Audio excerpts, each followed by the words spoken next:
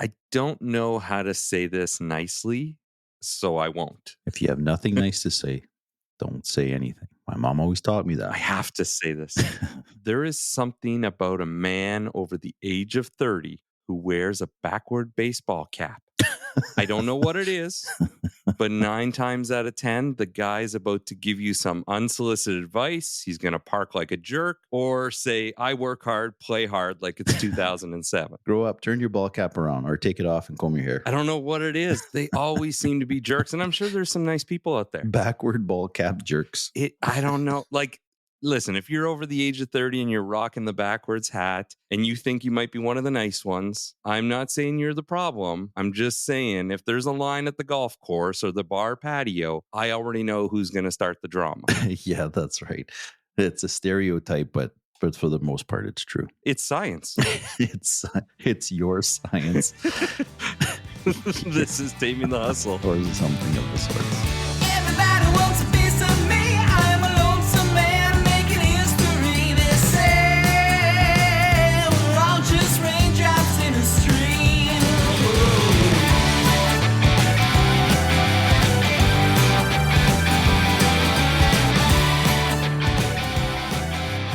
I know hats don't come with instructions, but when the logo's on the front, I'm pretty sure you're supposed to wear it that way. Yeah.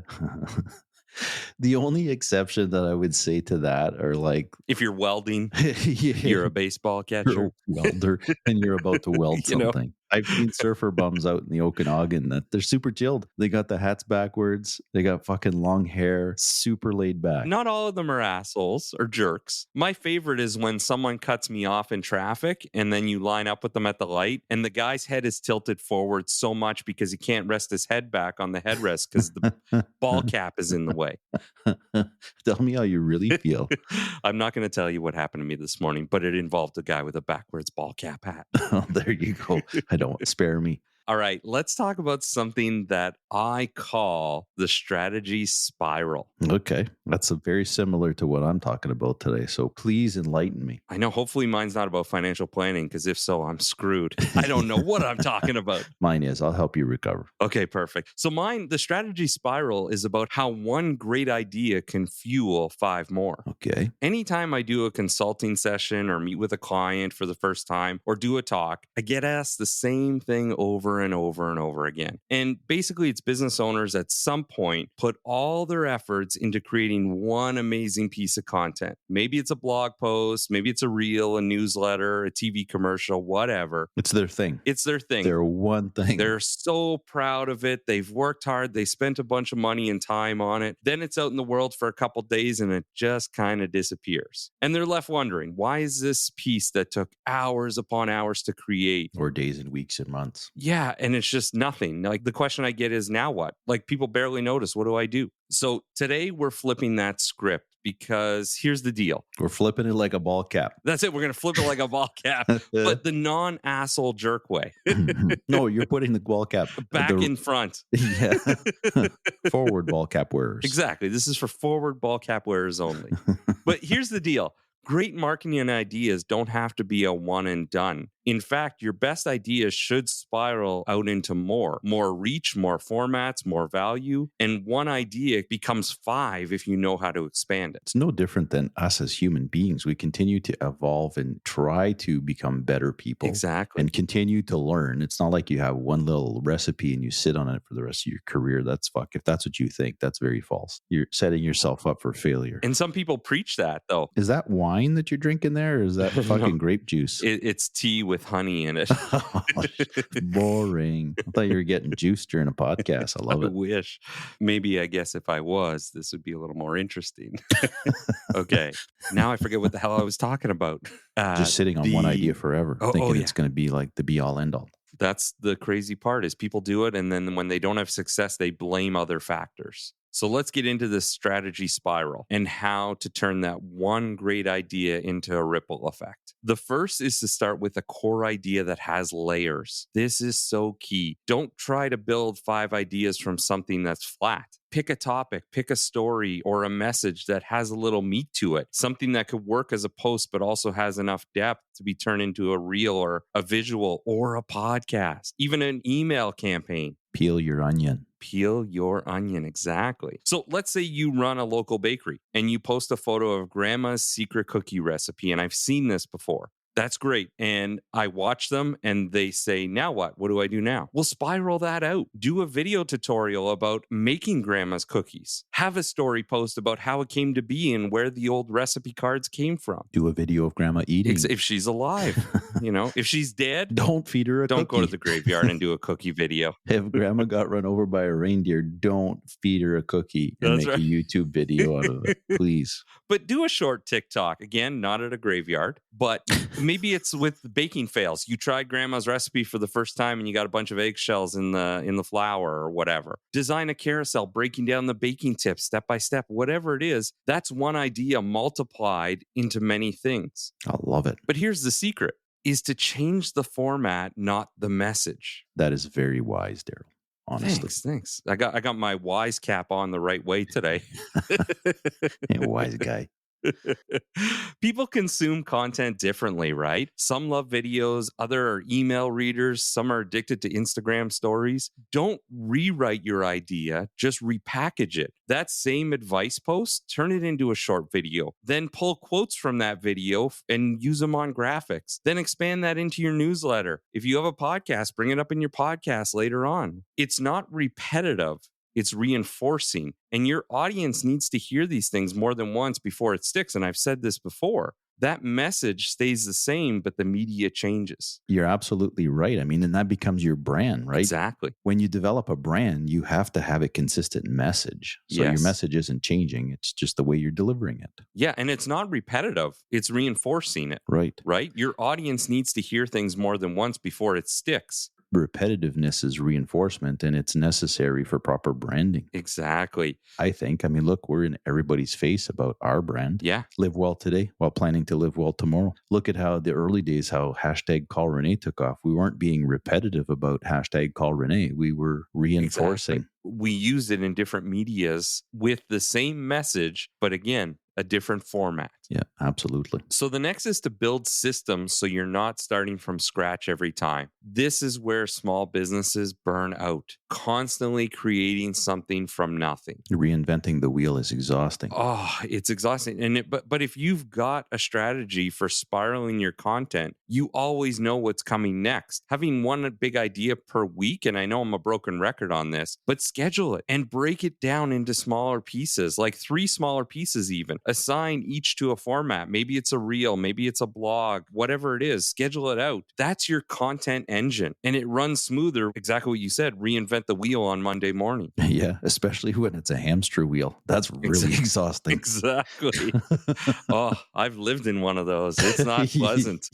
Yeah. Well, something we talked about last episode is reuse the winners. If you have great content that really took off, here's the thing, half your followers didn't see your best stuff the first time. And the ones who did, they might need to hear it again. If your audience is 100,000 people and you look at that reel and you've had 1,600 views, it means you're missing out on pretty much everybody. Well, exactly. And with all the shadow banning that Facebook and Instagram does, it makes it so your following isn't seeing everything. They see a small portion. Yeah, for sure. So update the intro and repost it. That email that got tons of replies, read it out loud on your podcast. That graphic with the quote on it from a video you did before that got 10,000 likes, put that quote on a t-shirt and sell it. Figure out ways to reuse that media. Reusing doesn't make you lazy. It makes you fucking smart. Reusing the content. Yeah, it makes a lot of sense. And it helps again with the same message and developing your brand. Yeah, I see this problem with many, many people online is they feel they need to keep creating brand new content,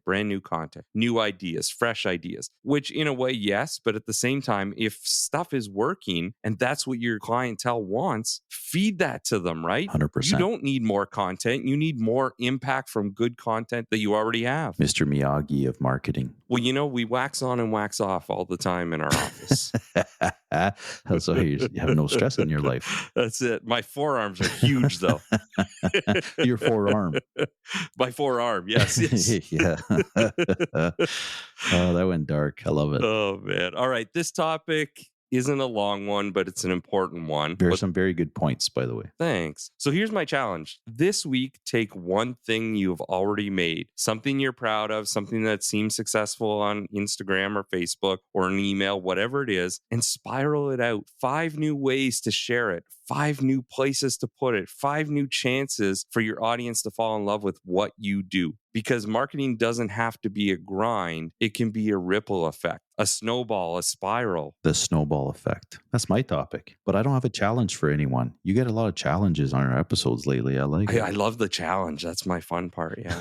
All right. If I talk about this any longer, I'll start to spiral. So we'll be right back. Why the heck is it so hard to create a financial plan? It's not. You just need to work with a certified financial planner. Oh, so it's super simple then. Exactly. Hashtag call René, certified financial planner of St. Cyr and Associates. I didn't even spiral once during that commercial break. Yeah, you didn't even stop for a pee break. That's impressive. I know. My eyeballs are floating though. Yeah, well, whenever you can make it through a podcast without peeing, I go buy a fucking lottery ticket because I'm like, I don't blame you. That shit's lucky. I turn my ball cap around, I go buy a lottery ticket. I feel bad because I know there are some nice people who wear their ball caps backwards. And we do love you. We do see you. No, we're just talking to the jerk that need to turn their ball caps around, stop being dicks. Yes. Yeah, 100%. Oh, man.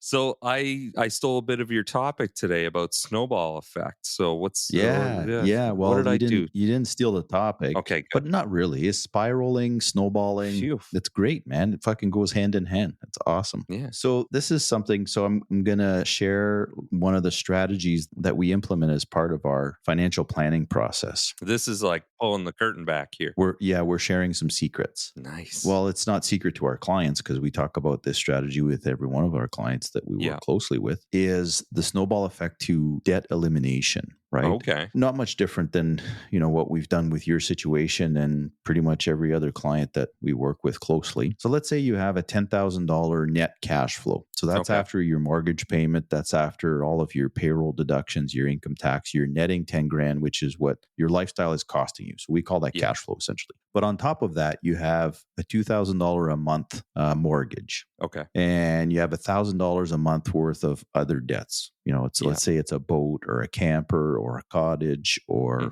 a side-by-side. Those fucking things are like 80 grand now. Oh, no kidding. Once that mortgage is paid, 2 things happen. You either get accustomed to living off of a higher lifestyle, right? Yeah.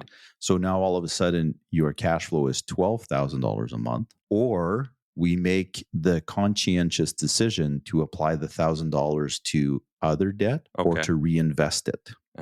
And that is very, very impactful. Yeah. Because if you have a $10,000 a month cash flow and all of a sudden you get accustomed to living off of $12,000 because you're like, fucking right, I've got my mortgage paid. I'm going to reward myself by spending it now to live the life I've always wanted. And I'm going to live on $12,000 a month. I see people do this all the time. Well, the most significant impact on all of that is you now have to replace $12,000 a month in retirement. Exactly. Otherwise, you have to reduce your lifestyle in retirement, which again, we've talked about the toothpaste syndrome. Yes. Once you're accustomed to that toothpaste, which is 12 grand a month, it's really hard to put it back in the tube. Exactly. Nearly impossible. You tell me you can do it. It's like timing the market. People think they can do it. Yeah. But in reality, it's really tough. Yeah. Really, really tough. You have heated seats or cooling seats in your car, and all of a sudden you're fucking manually rolling up your windows because you have a lower cash flow in retirement is a total buzzkill, and it's really difficult. I've told Aaron, I don't care what happens in our life. The cooling seats in the summer in my vehicle is a must-have for the rest of my life. There is nothing better feeling than the boys getting a little cool air on a real hot day. Did she say it's because you have a hot ass? And you know what? She did not. How dare she? I know. So now you've got a $10,000 cash flow, which you're living below your means or within your means at least. And then your mortgage is paid and now you're spending 12 grand a month. And now your boat payment is paid. So now you're living off $13,000 a month. You're not going to be able to retire with the same lifestyle, or you're going to have to work a lot longer, right? So now you're creating a monster. Yeah, no kidding. So then our strategy and our recommendations are, as soon as the mortgage is paid, you got $2,000 a month extra. you then apply that to the boat to quick pay it, not pay the interest. Yeah. Unless your interest is super, super low, right? We did see an era where you'd have a mortgage on your cottage and you were paying 1.9% or whatever. Then all of a sudden you would then start to entertain the idea of investing it instead of applying it to the debt because you can make more money with the investment. But let's just assume we're in current times where interest rates are high and you want to get rid of that debt. Yeah, no kidding. And then once the $3,000 a month is up and you have no further debt, you've paid off the camper or whatever debt you have, you've paid off the mortgage,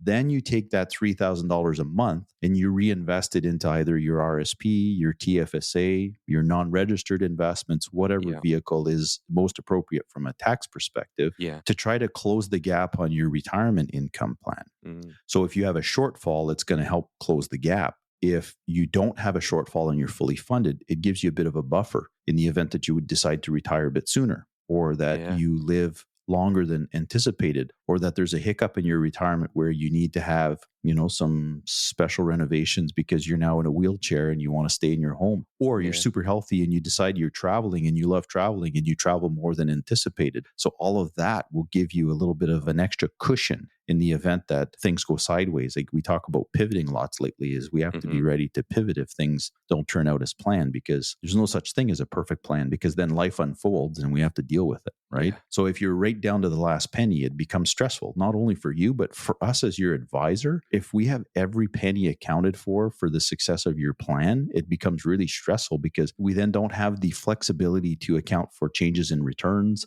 inflation, unexpecteds, whatever. One example I have is a client that I worked with a plan revision. So long-term clients, we did a plan review in the last few weeks, and the client had an $800 bi-weekly contribution to their mortgage, and they were going to have their mortgage paid 12 years before they retired, right? Nice. So if we reinvest that, say at 7% in a non-registered investment, or if the client has the room in the TFSA, not including investing in the RSP for some tax savings if you're in a really high tax bracket, just ignoring the taxes for 1 minute, just as an example, is if you invest $800 bi-weekly for 12 years at 7%, you're going to have nearly $400,000 extra for retirement, over and above your regular plan. So you can either start spending the $800 bi-weekly, and now you've increased your lifestyle. So now you have to replace your current cash flow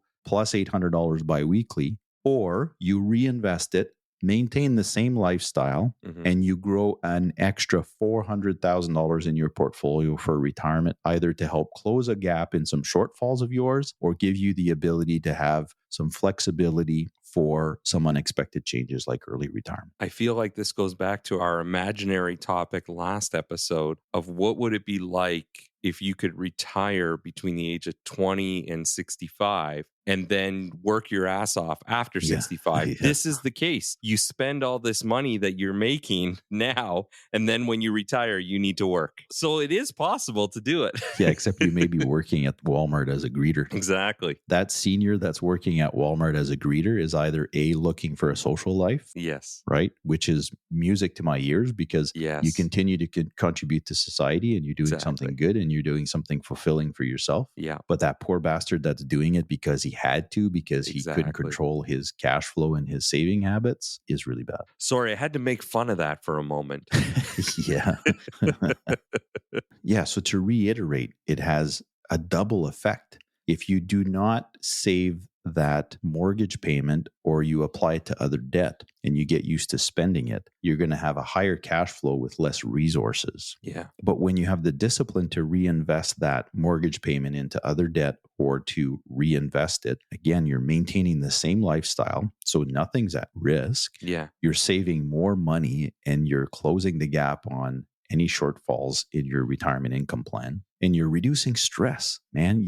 You've become financially independent. You've got financial freedom, which, again, to me, my definition of financial freedom is having control over your money rather than your money controlling you. No stress is that's worth millions in my books. 100%. It's worth a mortgage payment. It's more than a mortgage payment. That's 2 mortgage payments. My mortgage is paid. What are you doing now? I'm investing in my stress-free life. Oh, there's a tagline. See? Layers.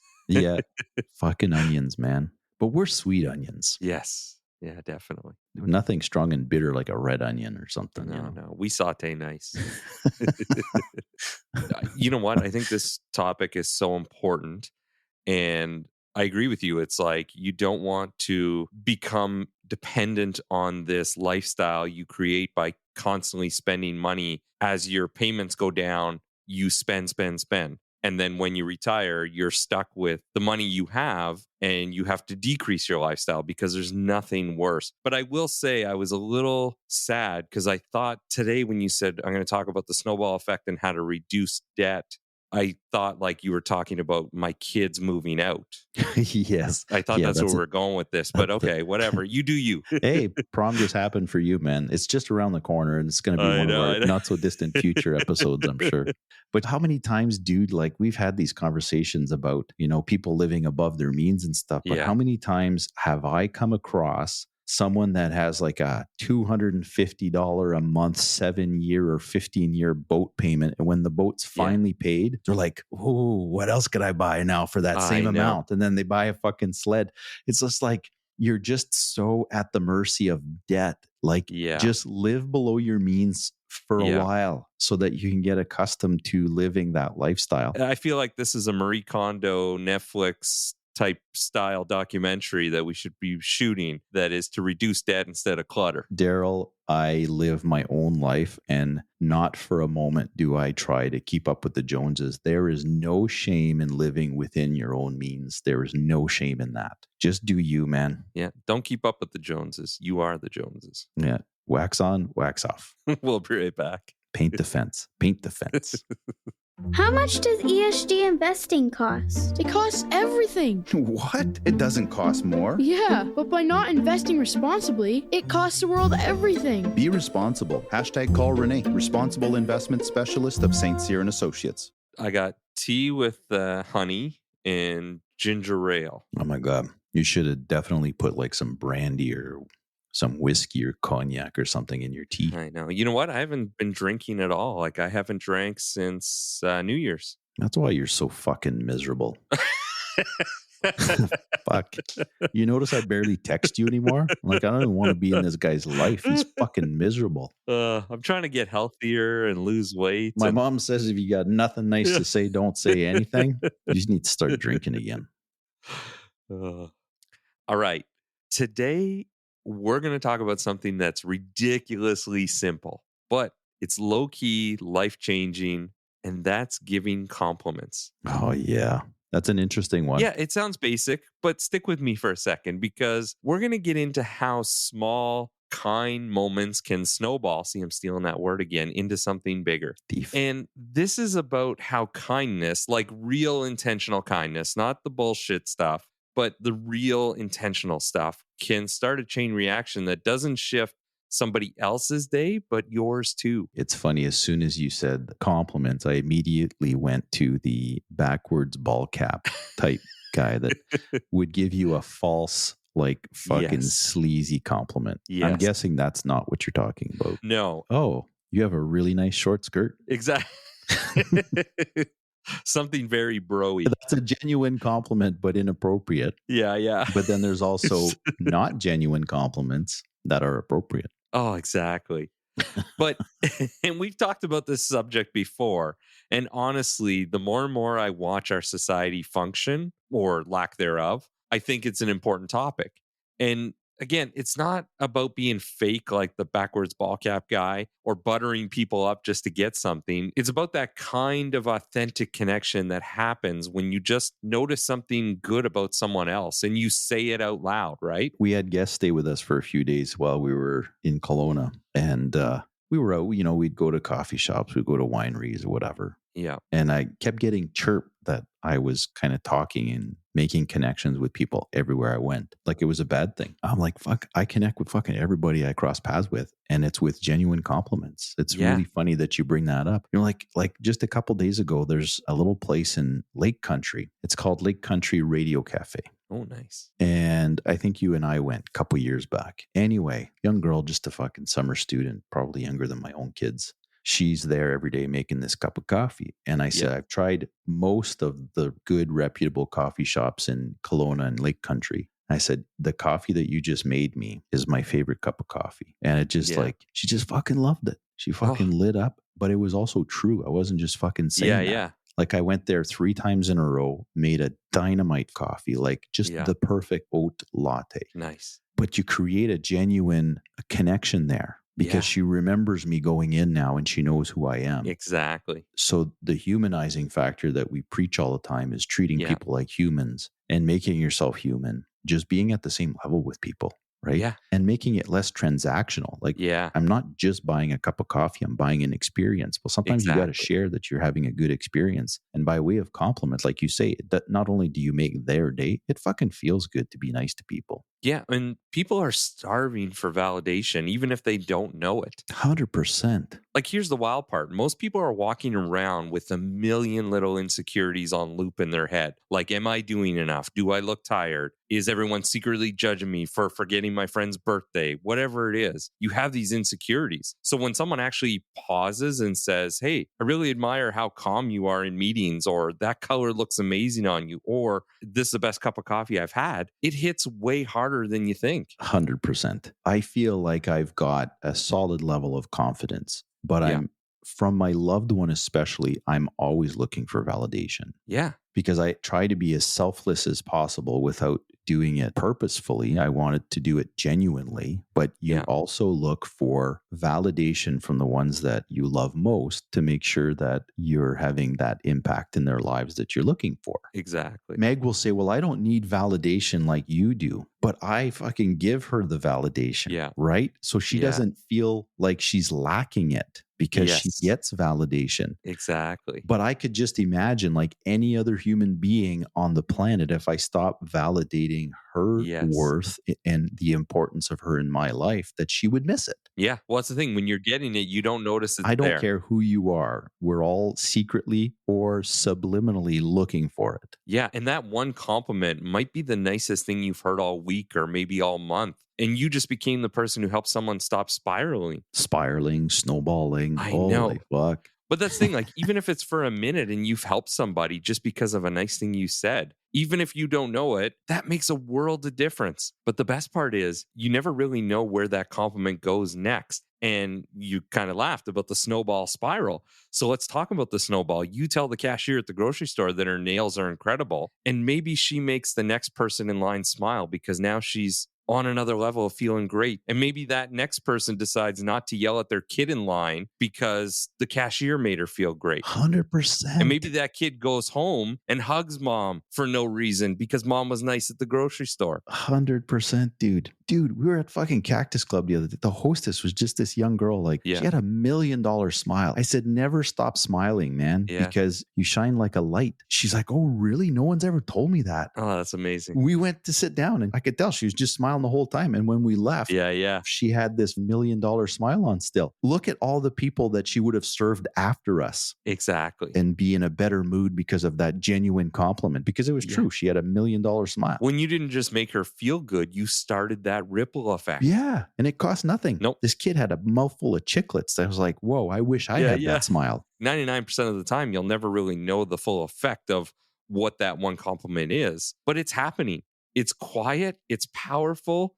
And you were the fucking spark that created it. It's contagious and it's to pay it forward, right? In so many ways. Well, look at you earlier. You know, look at how proud I was of you that you didn't stop for a pee break at our last intermission. And I'm very happy about it. I've been giddy since. Yeah, that's going to carry on the whole day. And Aaron's going to feel more in love with you because of your mood, and you're going to be more affectionate with your kids. I do really have to pee right now.